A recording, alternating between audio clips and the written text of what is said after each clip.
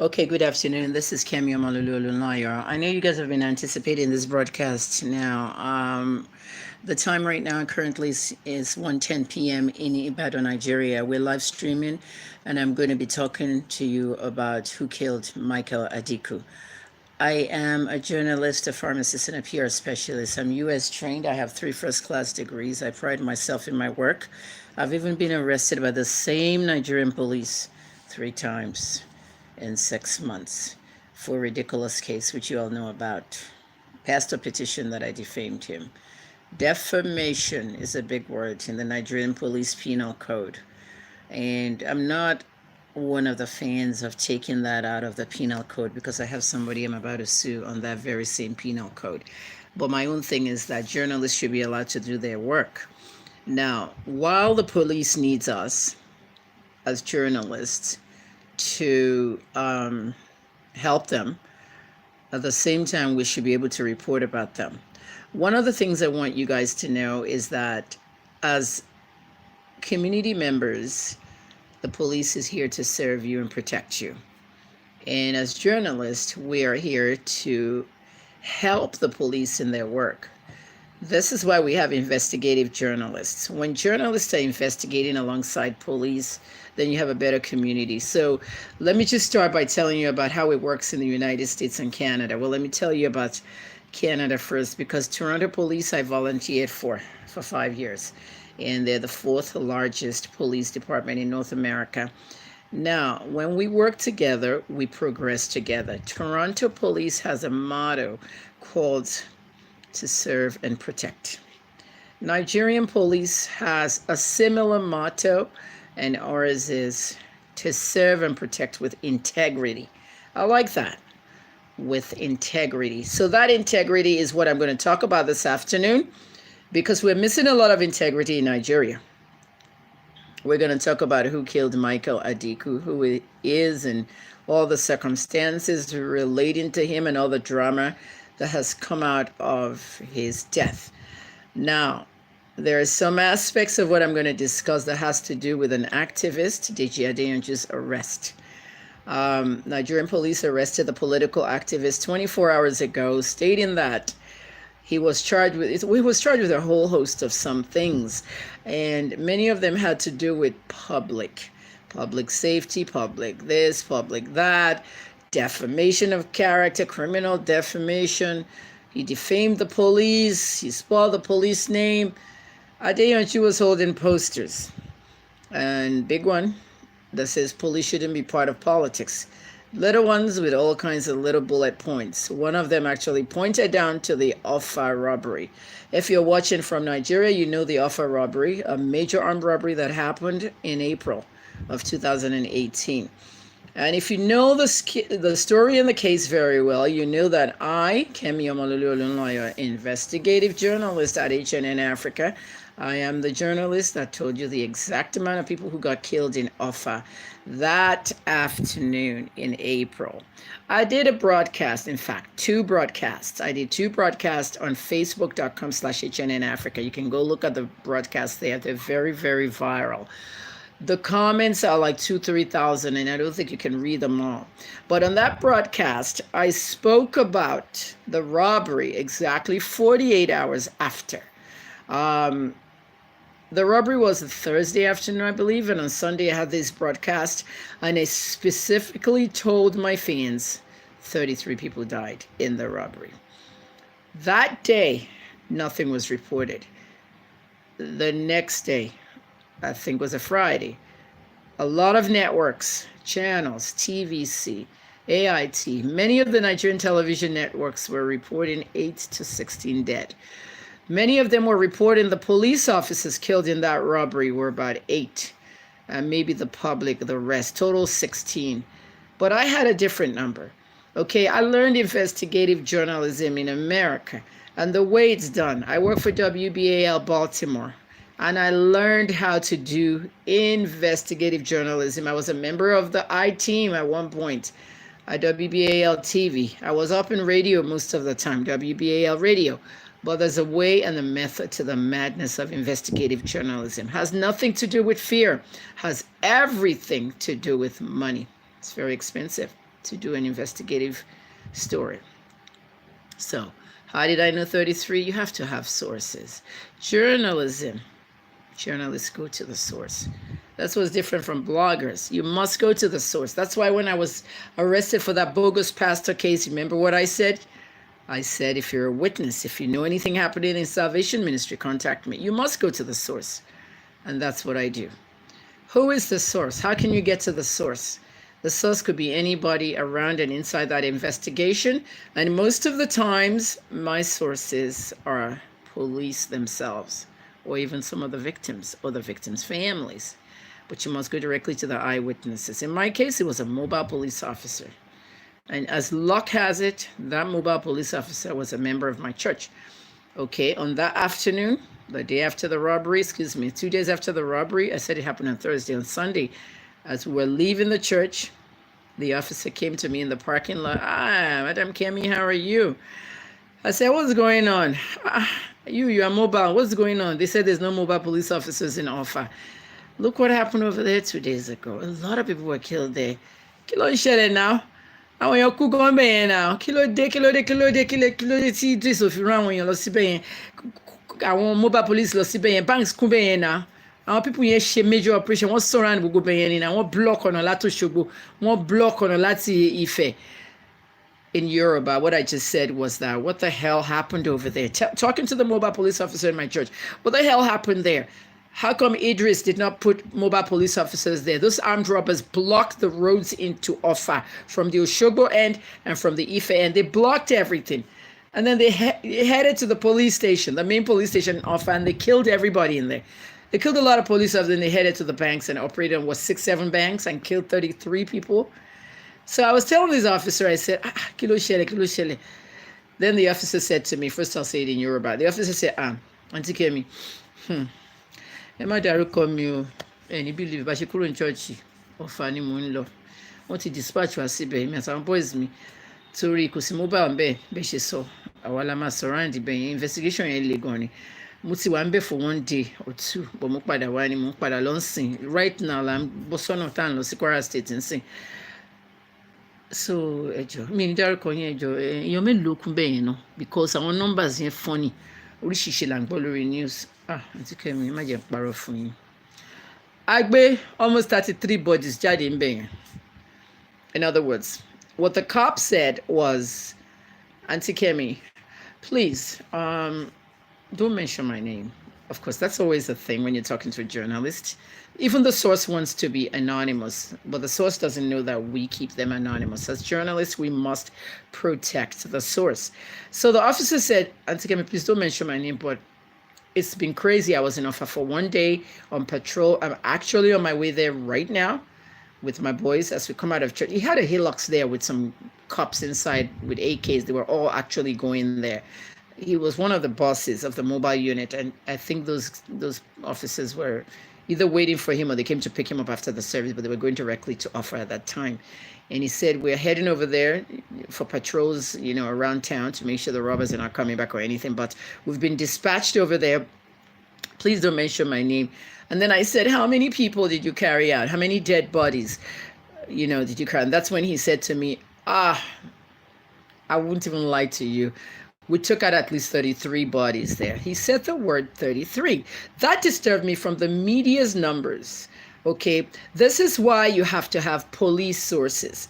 I learned that during the Danzig shooting in Toronto, when there was a barbecue and 2 Somalia and Ethiopian boys were not invited. They were gang members, and they actually tweeted that they're coming there anyway, and that they're gonna, what's the word they use? They're gonna count bodies or something like that. They came and they shot 28 people and 4 died.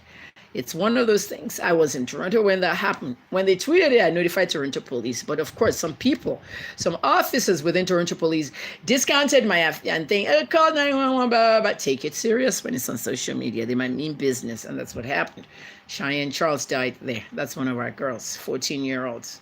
One of the girls that was at the community thing that Drake had for the kids. You guys have the pictures on my page. Drake and P. Rain had an event for the kids to keep them out of trouble. Cheyenne was there, was one of the ones that held the banner with my son KJ. Cheyenne was killed at that barbecue at Danzig Street, a community barbecue, imagine.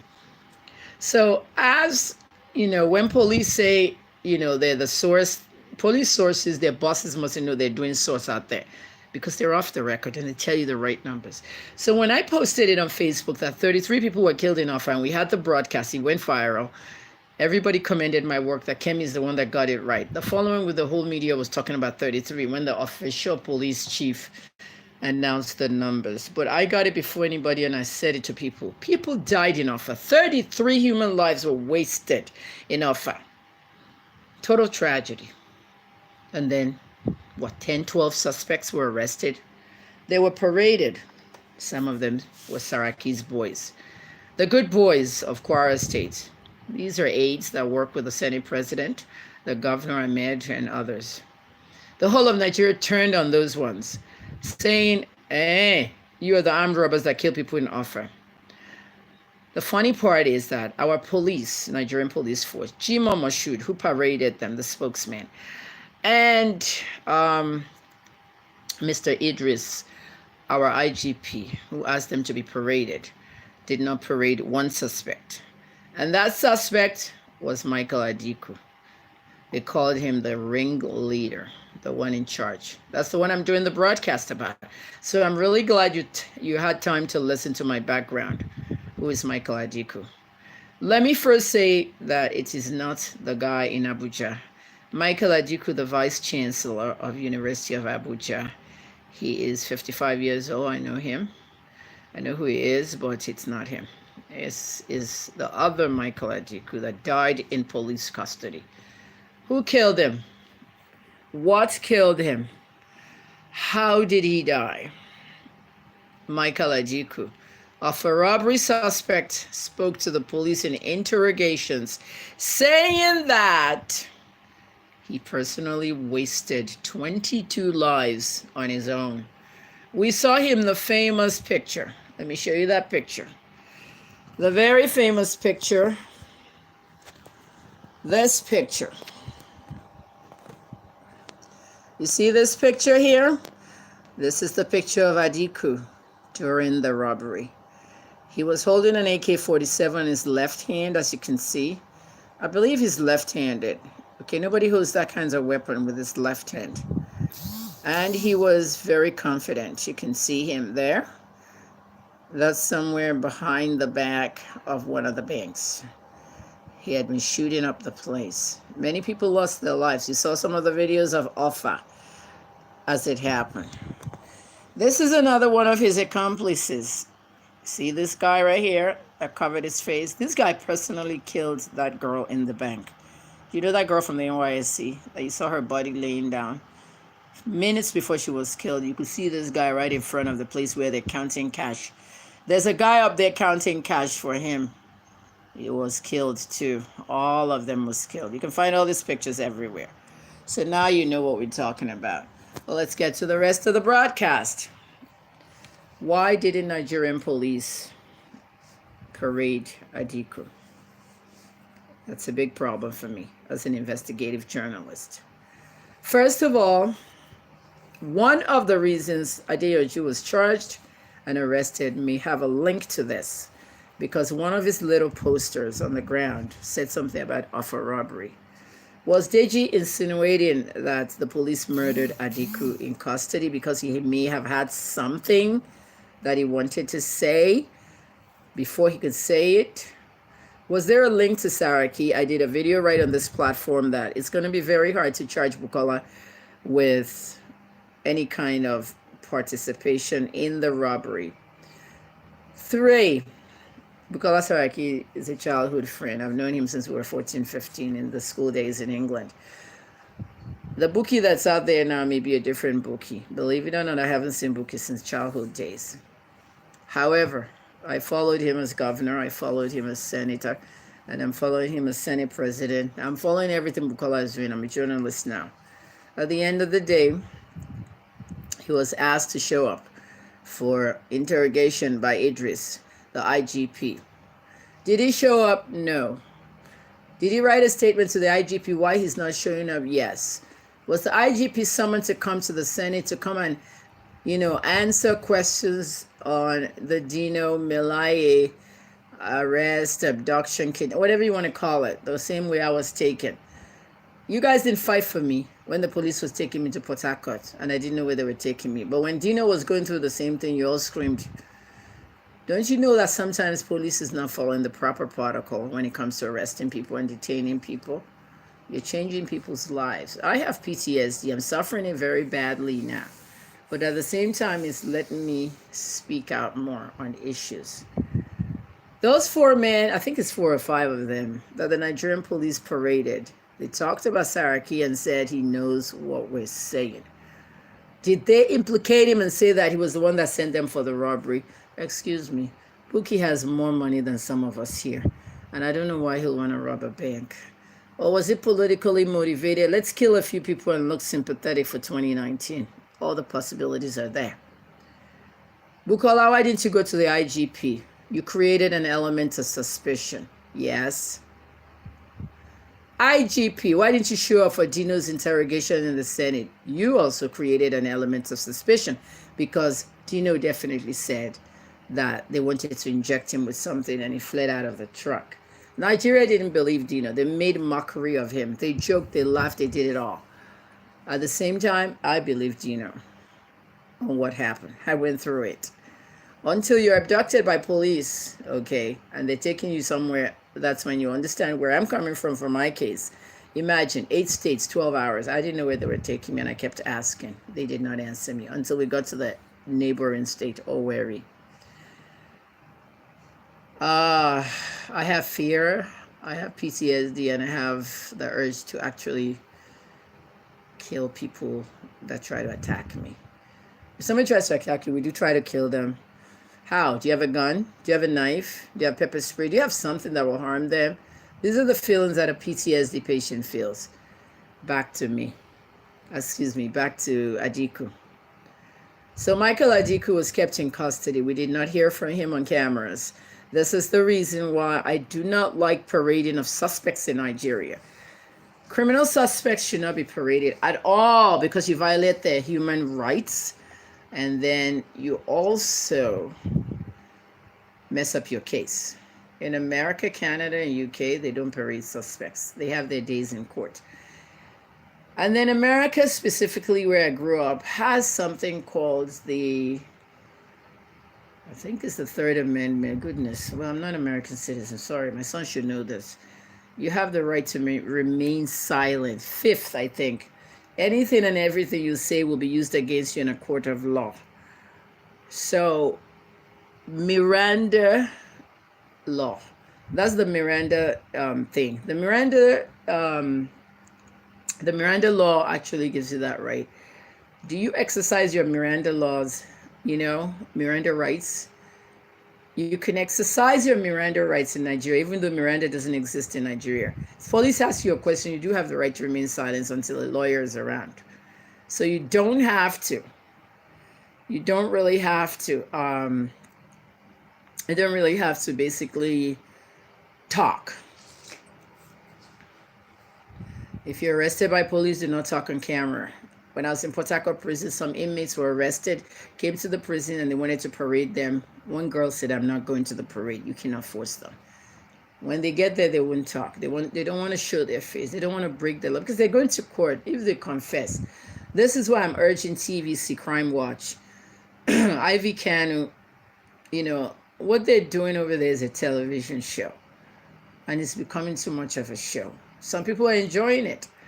Ivy, best investigative reporter in Nigeria. Ivy, I know you're the best. We all have best. I was a top influencer on social media in 2014 in the whole of Africa. Top female influencer. Okay, the top male was a Kenyan guy. 2 of themselves. At the end of the day, that was 2015. Am I the top one in 2016, 17, and 18? I don't know. I haven't been called for some award or given another one. But I was once that. If you want to remain the top investigative journalist in Nigeria, you're just doing that for one station. Look at human rights. Ivy, they should not parade suspects. You actually violate their legal rights. If the police is encouraging TVC to come and do a show like that, and TVC is doing that kind of show, those inmates one day might be free people and they can sue everybody. They can sue TVC. They can sue the police for parading them and jeopardizing their case, no matter what. It's a very legal issue, and Nigerians have not gotten to these stages where they know how things work in modern countries. Now, while Adikwu was in custody, he suddenly died when it was time for court. The police said he has died in custody. They told the prosecutor, and the prosecutor told the judge. Did they tell the families? The families found out themselves inside the courtroom, and they were stunned. Automatically, we know in our police, Nigerian police, a conspiracy theory came out where people were saying the police killed him in custody. They probably killed him. How do you kill people in custody? Different ways. We've seen it happen before. In the days of Abacha and all these people that died. Musa Yar'Adua died. Chief of Staff, Supreme Headquarters of Nigeria. Obasanjo's vice president in the military days. He was poisoned. While I was at SARS, nobody fed me over there. I had to see my food while they're pouring it in the plate from the pot. Nobody went to buy me anything. I'm not going to let them poison me in Nigeria. If I'm poisoned and I die in Nigeria, I can guarantee you that my children will come over here from America and you'll see fire burn. Seriously. We don't mess around. We deal with things mercilessly. We are merciless. Don't try us. Let me tell you one thing right now. Every Nigerian is a human, and every Nigerian has a right. Those of you with mental problems called homophobia, yeah, homophobia is a mental problem that descended on the whole country by the presidency and the law. An anti-gay law which tells you you must not be gay, you must not like gay, you must not help gay people. Gay hating is called homophobia, and it's part of the psychological and the psychiatric condition called phobias, the fear of something.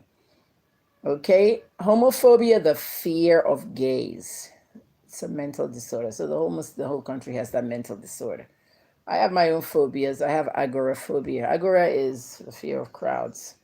And let's see.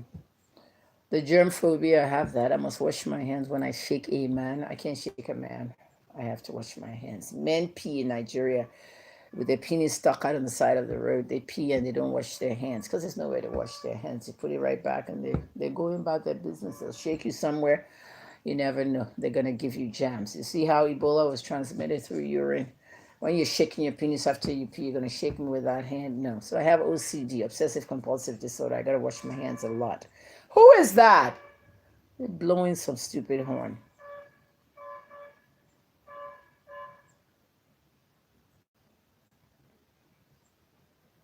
I don't know who's blowing that horn. It's probably those people campaigning. Let them just go. So, it's even getting louder.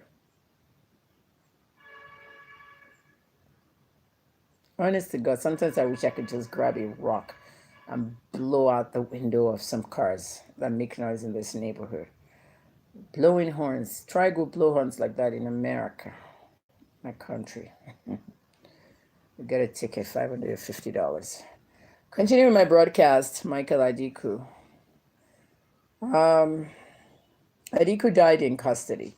Before he died, of course, like I said, they told the courtroom, and that's how the families found out. Not even one by one. The families are the ones that are real losers here. The senator has not gone to the IGP. The IGP too is doing his own shenanigans.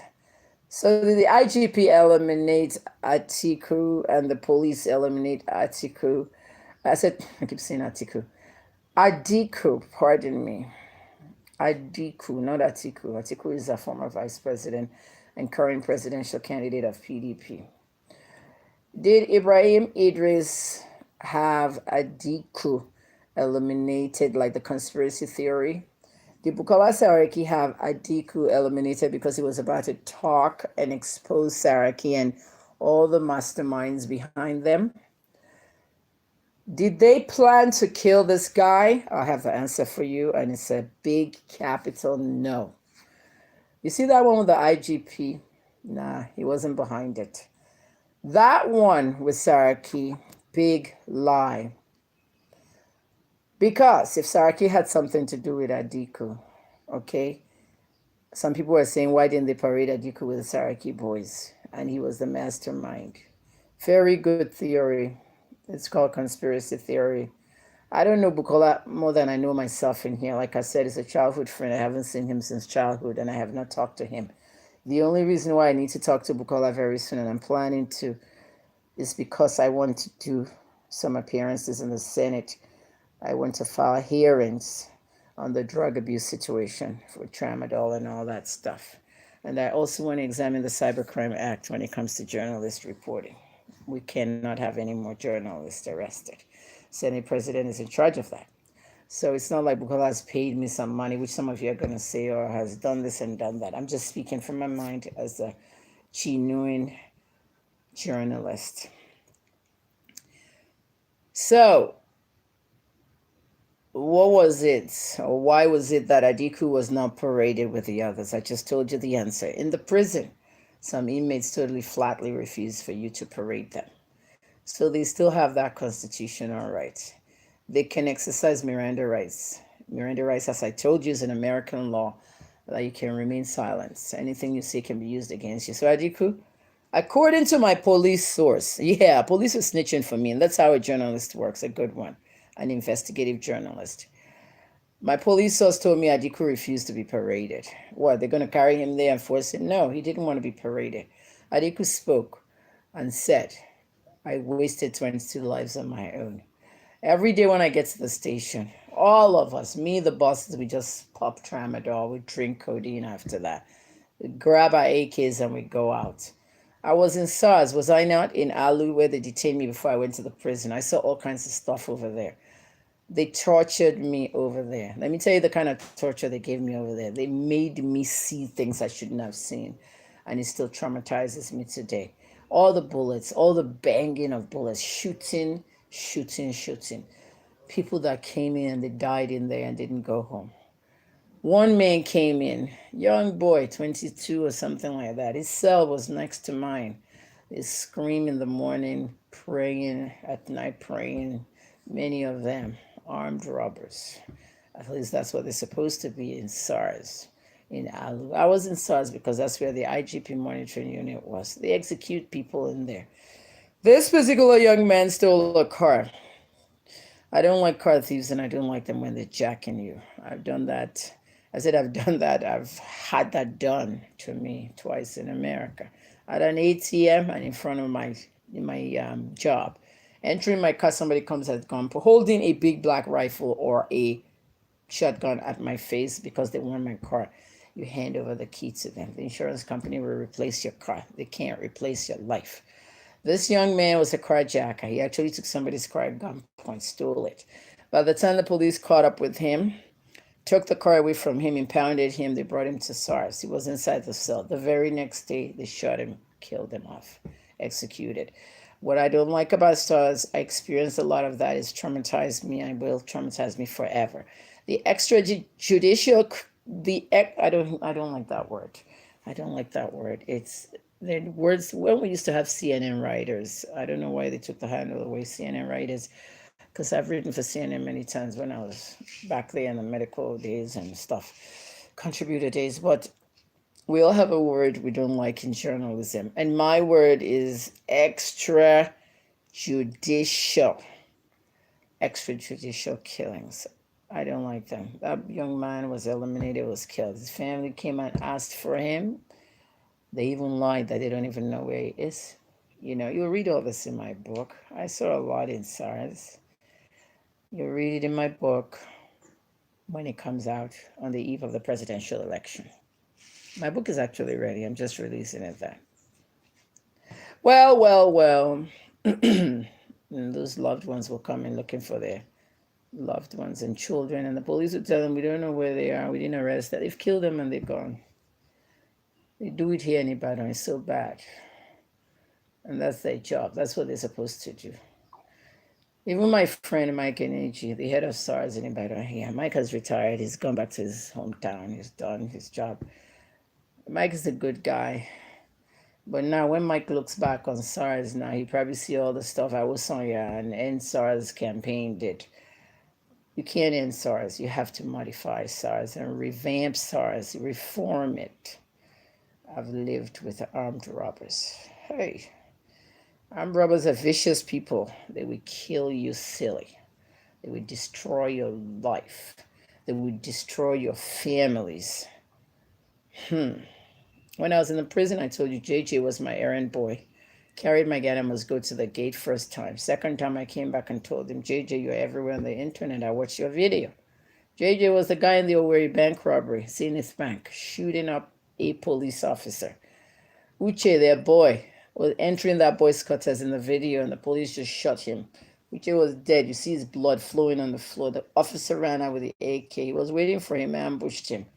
When the officer went to that place, you couldn't see him in the view of the video, but you could see JJ shooting that officer. Goes back to the car, goes back again and shoots that officer a little bit. And some of your comments are like, oh my God, I hope that officer lived. He died. The officer was the father of 7 children. One of the children, twins, 5-year-old twins. One collapsed at the funeral. And then Kayode Gundamisi Punch and some others put together a GoFundMe for the wife of the officer, raising what, 30 million? They built a house for her, gave her money, everything. But the man, the owner of the household, the breadwinner, the officer died. So JJ is in Port Harcourt prison with me, my errand boy. I'm sending him to go buy me things. Okay, I'll send him in the morning to welfare. That's the supermarket in the prison. Go and buy me all for Maggi, egusi, stuff we'll use to cook, that Chidima will cook for me for the day. They'll stand in front of the women's wing in the morning just to get errands, all the armed robbers and different inmates. But JJ is the one I sent. I sent him to the Niger Delta Adventures when I need correct food coming out of Spar supermarket. Okay, the Avengers have money. They are oil thieves, oil bunkers, and they blow up pipelines. They're vicious, and they're sponsored by politicians. And I have the names of every politician sponsoring them.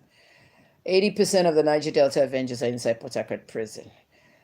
With that prison being said, you know the oil money is in their hands too, their payments. So that's the money we spend in the prison. When I'm hungry, they'll bring me anything I want. The armed robbers come to me. Look at me. It looks like I'm doing my book already on this broadcast. The armed robbers come to me to ask what I want. Because there's some days when I want, like this time last year, November, pawpaw season, I wanted pawpaw, I wanted, I don't know, whatever fruits were in season, watermelon, blah, blah, blah, pineapple. And then they'll come and say, Mommy Kemi, what do you want today? Priye told me. Priye is one of my favorite Avengers. That's a river's name too. You know, Priye said I should ask, okay, Priye, say I should ask if you want fruit today. Yes! We don't have contact with them. Even if we want to hug them and have sex. No sex in the prison. The men and the women don't have contact. We just see each other, hello, hi. And when we see them, it's in the church on Sunday or in the clinic during the week or just going somewhere with a wardress and they're looking at us or saying hi. We don't have any contact with male inmates. So it's like, you know, some of us are their girlfriends, okay? And the girlfriend thing only limits to the fact that we're their favorites. So when Priya comes, when JJ comes for Priya, so I got Priya say, may I ask you what you want? You want fruit? I say, yes, I want pawpaw, I want pineapple, I want this. Bring it on. I'm having fruit salad this afternoon. I'm on a fruit. 1 week I was on a fruit diet. And then, Mommy Kemi, do you want something for spa? I got Priya to send wardress to spa. There's some wardresses and warders. This guy's make 25,000 naira a month. Shitty salary. So to subsidize their income, and they live in that dirty police barracks behind the prison. To subsidize their money in the prison, what they do basically is they work for us. So the Avengers will give them, 10,000 naira or 5 or something. I'll send my list of everything I want in Spar. Baked beans, all the Oyinbo shit, Oyinbo food, fruits, everything. They'll send them, they'll bring it back. They'll bring it to my side. Then I carry my supermarket full of Spar stuff into my cell. All those village girls will be looking at me with jealousy. And I share it with my girl Chidima, who cooks for me. At the end of the day, prison is prison, okay? JJ's in prison. I told him that there's a video of him on the internet that Zenith Bank released of him killing a police officer, that he's in big shit. And that if he ever gets out of that prison after that kind of case, they'll kill him when he gets out there. It's sad. Those people, they only have hope. If you have hope, one day you'll leave. But that's all we have in that prison. There are some really mean armed robbers there. Those boys that tried to kill Rotimi Amechi's brother, I think they killed himself. No, they tried to kill him. They shot him several times. Those boys, when they come asking me for errands, I tell them, I won't even send you anything. And then you have people like Ifeanyi DK, the ritualist, the Port Harcourt University student that cut his niece into pieces after raping her to take her organs and give it for ritual money. You guys know Ifeanyi DK, you heard about him. He escaped from the CID with the aid of an officer, John Bosco, who brought him. Even Bosco came to the prison, started talking to me about the Ibiomi case when he filed the papers. Even police officers go bad. You know, if IDK is out there and you ask him, he'll come to me for errands. How much do we pay them? 20 naira. That's their salary for the day. People stealing entire banks are getting 20 naira for the day. If IDK wasn't an armed robber, but a cultist, but a student of the University of Port Harcourt. Very greedy kid. When I sent him for an errand, I said, hey, which do you want to do for me today? You know, oh yeah, to the Avengers. One time he will be begging, mommy, can please, maybe no send me to the Niger Delta Avenger. Maybe no send me, then go beat me, then go beat. Because they know when they get there, the generals will beat the fuck out of them when they get there. You know, I'm a general on the female side. I'm a general on the female side. They know me very well on that side. And we kind of like partners on the male side. You know what I mean? When you have General Kemi, General on the Avengers, and then we control the prison. That prison was something. But all the armed robbers that I met in the prison, Irene's husband, that one kills for a living. His own job is to be on the highway waiting for you at night. Okay? He'll put a checkpoint there for you. He'll even stop your car at the checkpoint. You'll think it's police wearing police uniform, armed robber, or army uniform. If he doesn't put checkpoint for you, put stones for you, waiting to mess your car up. Then when you come out, they kill you, take your car, whatever. So the people I lived with. So don't come telling me end SARS. We're going to reform SARS. Every armed robber will go to court and have their day in court. We don't want to kill them extrajudicially. I had to give you that story to illustrate where I'm going with Adikwu. General Sani Abacha, Nigeria's head of state, that mysteriously died, and rumors about him eating an apple that was poisoned while he was frolicking with his prostitutes. He deserves to be investigated as well on who killed Abacha. We've never investigated who killed him. Okay, the Attorney General of Nigeria was murdered right there behind my house, right back here in Bodija. Balaige, former governor of Oyo State. We have not found the killer. Who else died? I can give you a list of people who have mysteriously died in Nigeria, and the crimes have not been solved because the police didn't do their job. Michael Adikwu, this murder needs to be solved. 2, the police told us that Adikwu slumped and died. Is that true? Was he about to out some politicians and name people? Who knows?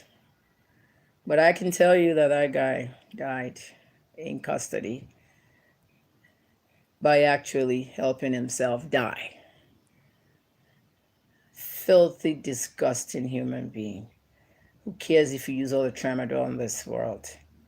You think you can out all your bosses, Abby, that all of you drink tramadol and codeine, and they dismissed you because they accused you of releasing an armed robber. Did you? And so when they dismissed you, you decide to come back to the very police station and kill everybody. You shot 9 co-workers. And then you blocked all the road into the city, and then you hit the banks and wasted 22 lives on your own. Adikwu. May you rot in fucking hell. This is what killed Michael Adikwu, according to a police source. And I got 2 good ones. Remember those officers? I have another one down there in SARS. You have to have a cop on your side when you're an investigative journalist. Adikwu was rotten in prison, which he should. You know, when people say, oh, I hope Kemi doesn't rot in prison. I shouldn't rot in prison. What have I done? I haven't committed a crime. Adikwu was rotten in prison. Common thing that happens when you're behind police custody, police prison, CID, whatever you call it. Maybe I shouldn't use the word prison. It was in police custody. And that's not prison. Those are like high-profile CID cells, the kind Evans is in. All the conspiracy theories about police aiding people like Evans has paid them and all that. If you want to believe it, fine. If you don't want to, fine. I don't care. All I can tell you is that Michael Adikwu was very ill behind bars. And I've seen it in prison where inmates, high-profile criminals, I'm not using the word allegedly. I'm not using the word alleged. I used it with Pastor Ibiyomi. They still arrested me. Allegations, useless word in Nigeria, a very critical word in journalism, at least where I was trained. Adikwu started getting ill. He developed blood pressure problems. He developed anything and everything else. You think somebody that wasted 22 people wouldn't sleep at night, Abby? I have post-traumatic stress disorder. You think he can sleep at night, shooting up the whole place? Now, one thing I got to tell you is that when he became sick, he refused to go to the hospital.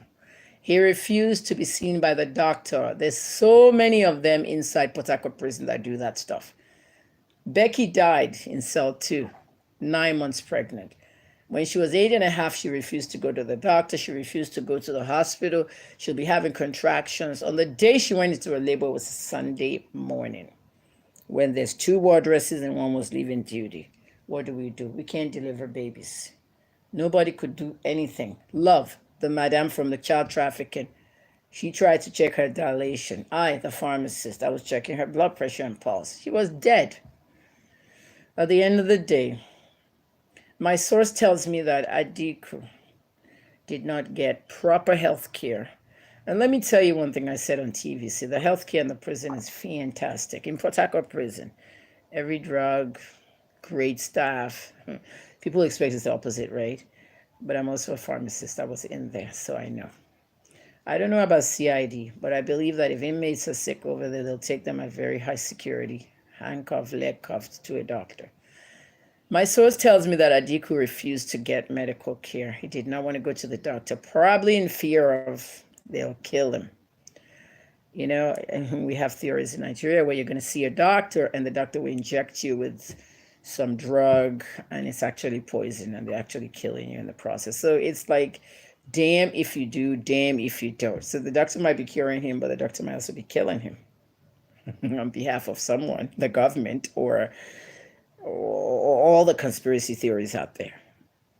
You know, he had a right and he had opportunities to see a physician when he was sick. They said he was developing a lot of medical problems, and most of it had to do with anxiety and blood pressure problems. Typical when you've murdered 22 people and boasted about it. So if you don't take blood pressure medications, get treated because you're scared they're going to kill you. What about eating? Did he eat well? Was he scared that they're going to poison him? I don't know about that one. But he didn't seek medical care and he had opportunity to do it. One day he woke up, he slumped. The day before he was going to court or something. That same week. The police source that tells me this stuff is a credible person and a very good long-term veteran police officer. Don't mess with me when it comes to my work. I've told you many things in the past that you have not believed. I am a true investigative journalist. I've gotten an award before in US and Canada. Award doesn't mean crap. It's just a way to make you feel good.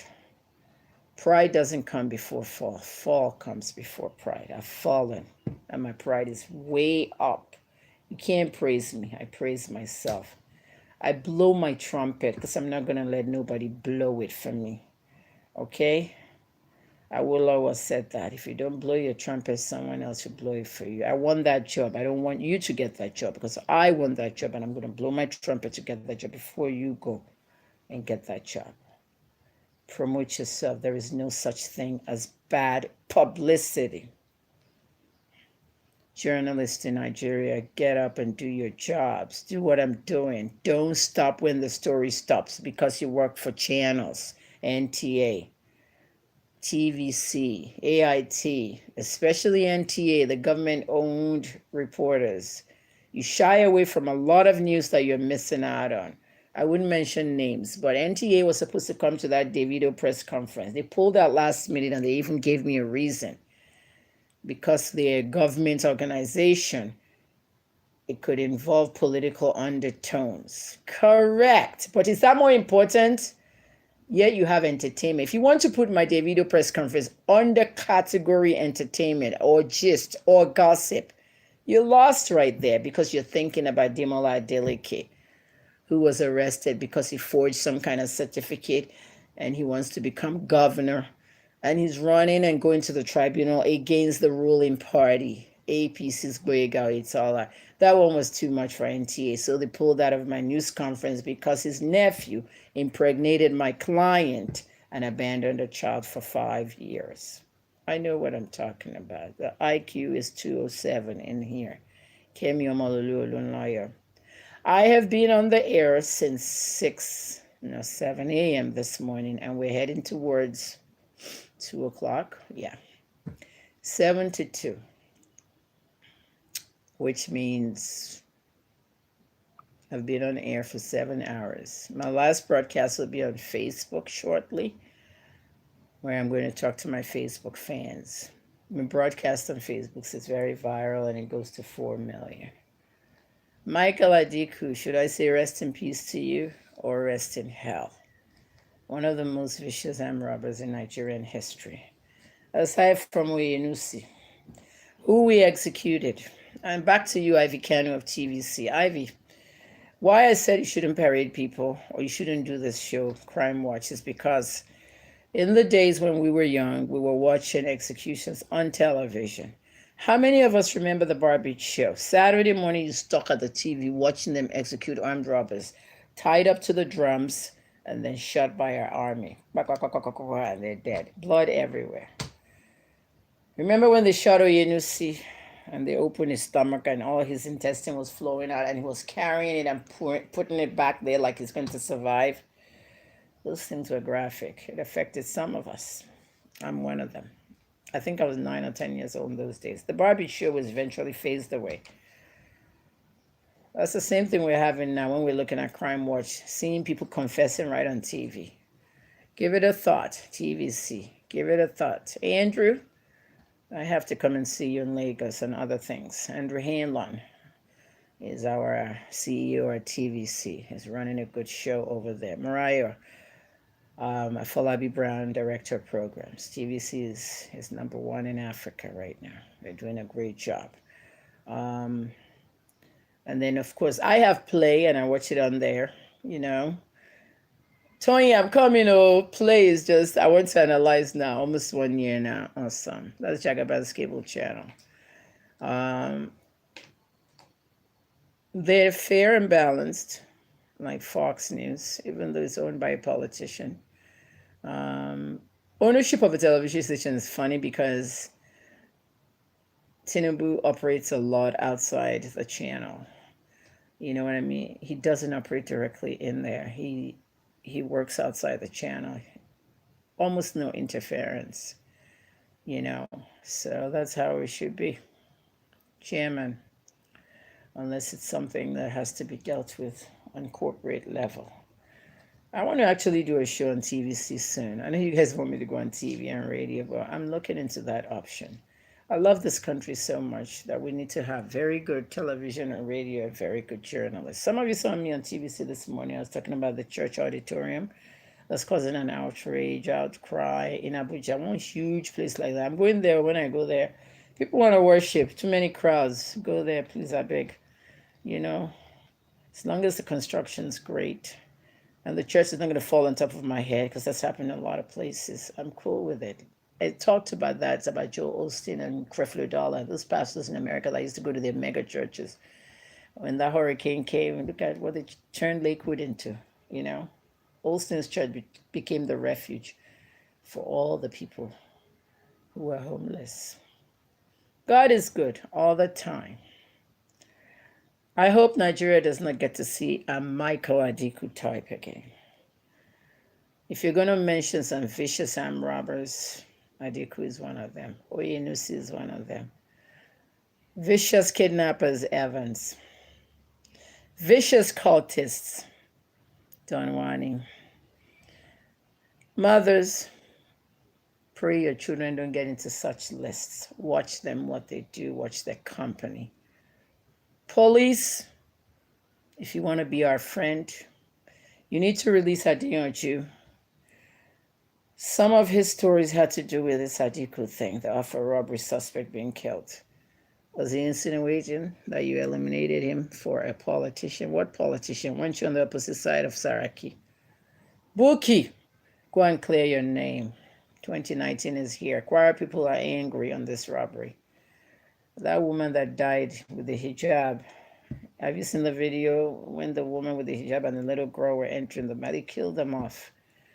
Her family is so angry. When I look at that, I can't look at that video, knowing that that woman was going to die when she entered the bank. And that woman with her daughter at the NYSC just coming home for the weekend, I went to the bank to withdraw some money. If you have to go into a bank in Nigeria, HNN Money, my money hashtag, explore it, advises you to try as much as possible to do non-bank entry activities. I left America finally in 2006 before I went to Canada in 2007. I got kicked out and come back.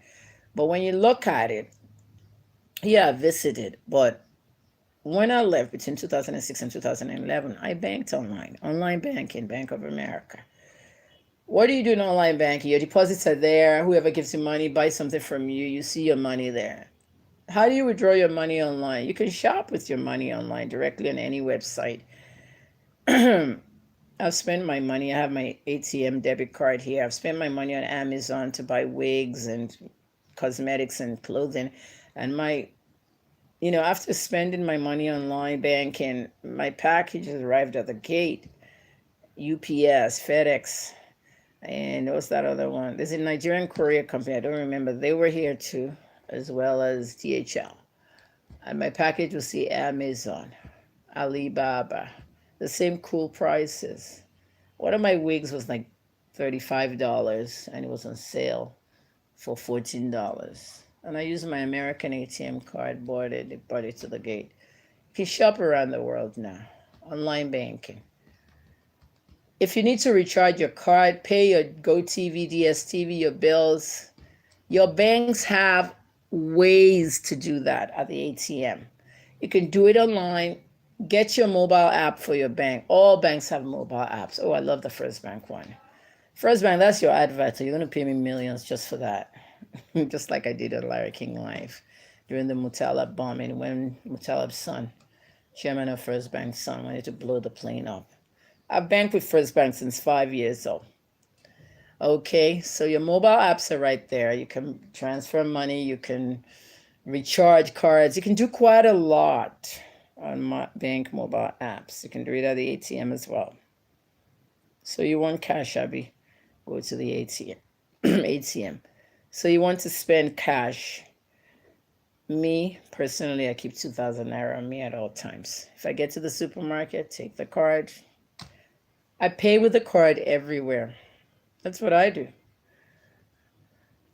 So that when I'm carrying 30,000 and I'm going to Aleshinoye to go and buy cloth, Ankara or this one or lace or something, some armed robber or some thief would just grab my bag and I've lost my money. With my card, I haven't lost anything. Just cancel it. What will make me enter the bank today?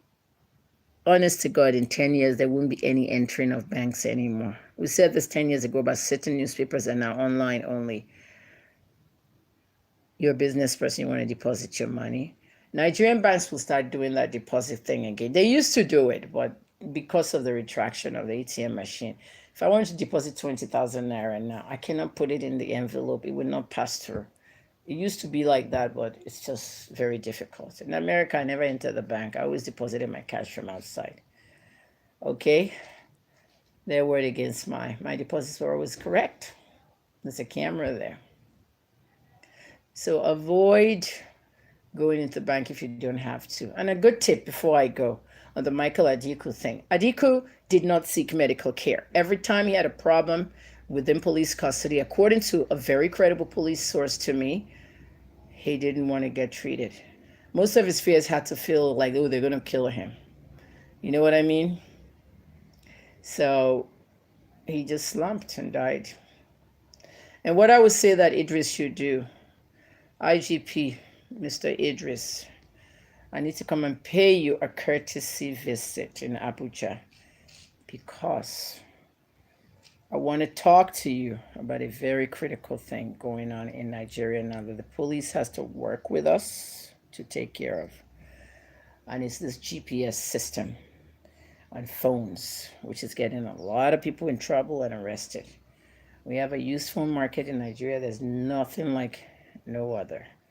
You buy a used phone, you're carrying the baggage of a criminal, a cultist, a robber, anything that's coming with that phone. And I want to go to the IGP and work with him on that. It is a serious issue. So, Mr. Idris, my recommendation is to get the autopsy done for Adikwu, written autopsy, and release it to the media. And let us know officially what killed him. The medical examiner, coroner, will write up everything. But I'm only telling you from the sources that I've heard. So guys, there's no conspiracy theory, no Saraki connection, nothing of that sort. If anything has to do with Adeyanju on that level, please release him. I appeal to you, IGP Idris. We're a democracy.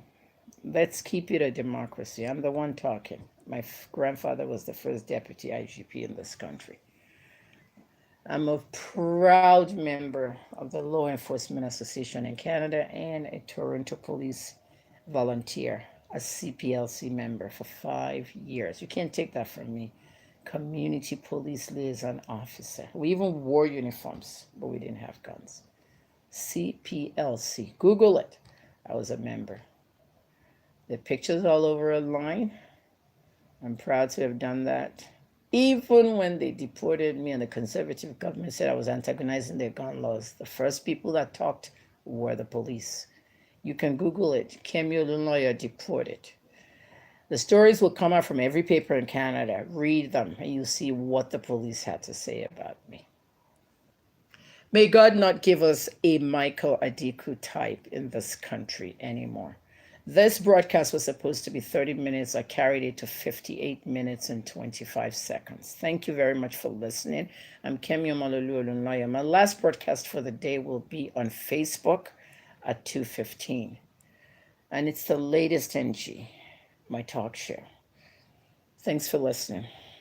I'm live in Ibadan, Nigeria. The time is 2:08. Let's do that sure on 2:20. I want to get some water. Have a nice day. See you on Facebook.com/HN in Africa.